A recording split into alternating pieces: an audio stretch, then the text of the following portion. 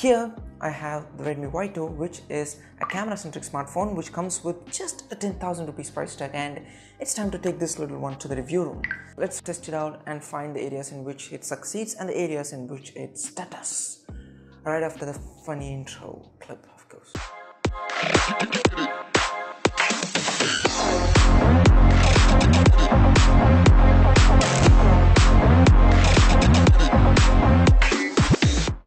This is a budget smartphone, so no notch on top of it, and it is not truly bezel-less either.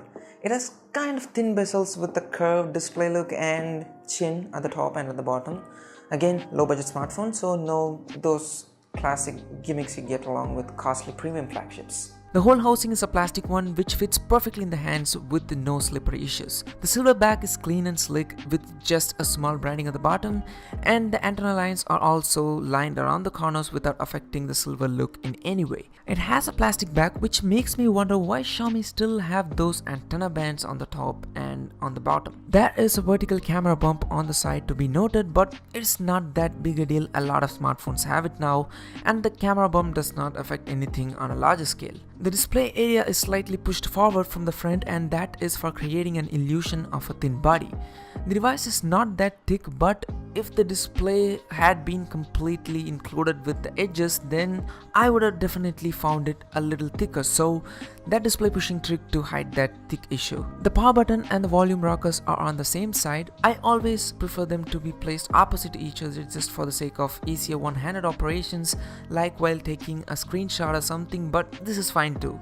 The speaker is a downward facing stereo speaker, and I am somewhat against that downward facing placement, as it makes the landscape experience slightly difficult where the speaker grill ends up completely being covered while holding the phone landscape. Being a budget smartphone, it retains that 3.5mm audio jack on top along with an IR blaster. The side houses a SIM card tray which accepts a maximum of 2 nano SIMs and an SD card just in case you require memory expansion. I haven't tested the durability yet by dropping the phone or anything, but the device is not protected by a metal body, and the display is also not protected by Gorilla Glass.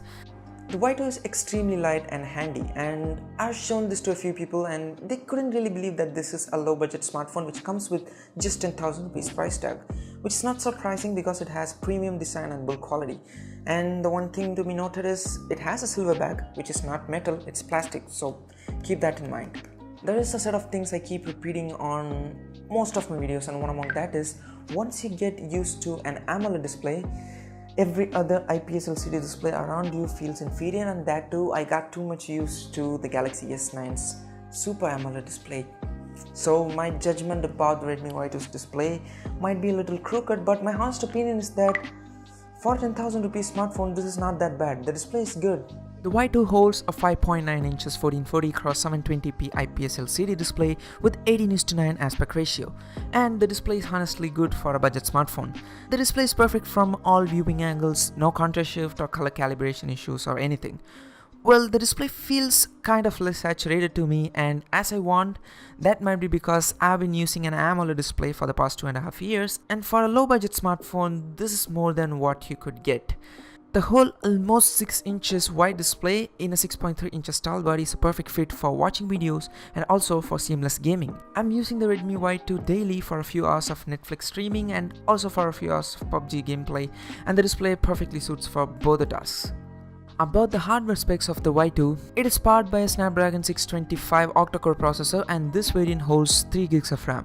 Performance-wise, the phone is up to the mark. I'm a heavy user who switches between heavy apps with intensive resources like dynamic image loading and things, and still, the Y2 has never shown any major hiccups so far. It lacks a little with intensive multitasking, but that's expected from a smartphone of its stature. And there were slight scroll lags when apps are open in the background, and other than that, there are no noticeable flaws. The thing is that it is not fair to expect ultra smooth performance from the phone with such a low price tag. It does handle day-to-day activities fine and good, but shows a little hesitation when things are pretty intense, like running more than 10 resource-hungry apps in the background. The 625 paired with Adreno 506 along with the big body makes the Y2 a good choice for budget gaming. I've tried playing PUBG and a few other games on it, and it handles games pretty well with no issues. The Redmi Y2, just like the Redmi Y1, is a camera-centric budget smartphone. It has a 12 megapixel plus 5 megapixel dual rear camera and a huge 16 megapixel front camera, which is like too much for a budget smartphone. The pics snapped using both the cameras are crystal clear and really sharp, and to make things clear, here are a few sample shots for you. The rear shooter does a great job in snapping images fast and good. I tried to snap a few shots from a moving car and even a moving train, and the resultant images had no motion blurs or whatsoever, which means the shutter speed is on point. The pics are sharp and good, but the one little drawback I found with the rear camera is that the pictures look a lot less saturated. Apart from the saturation issue, the next main downside is the camera app itself.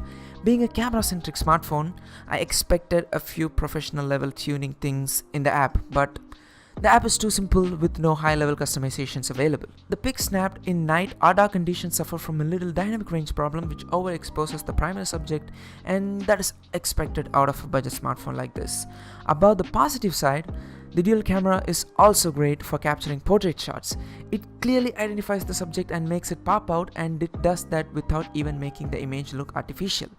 I even tried capturing a few subjects with complex edges, and even there, the system tried its level best to blur out the possible background. The dual camera supports only electronic image stabilization with the gyroscopic sensor and not OIS. For normal video shooting while walking, the stabilization is just good. The front camera is what makes the Y2 a camera-centric phone. The Y2 holds a whopping 16 megapixel front camera with AI-based tuning options. The front shooter performs absolutely great. In fact, the front portrait mode works better than my S9's portrait mode. And about that AI thing, it has a beautify option which uses AI to tinker the face tone, softness and other factors to make it a beautiful one. It does not just apply color correction to the image as a whole like the beauty camera apps on the Play Store. Instead, it uses AI to recognize faces and applies the changes for that alone. The front camera is really good for shooting selfies, and the beauty mode might not look like a big feature, but for people with funny face like me, it's gonna do a whole new level of helping. Months after months, the one thing that Redmi never fails to excel at is the battery performance. The Y2 is not out of the line on that one. When I read the spec sheet initially, I was honestly a bit disappointed with just the 3080 mAh battery. But after seeing the battery performance in real time, I'm hugely satisfied.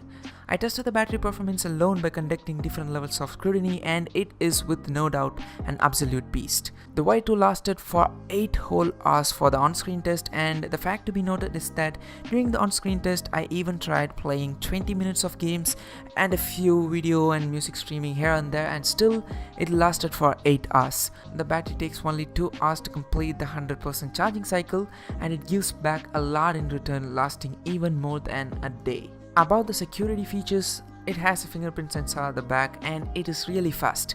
It does not support any gesture-based controls with a fingerprint sensor, which makes the unlocking process blazing fast.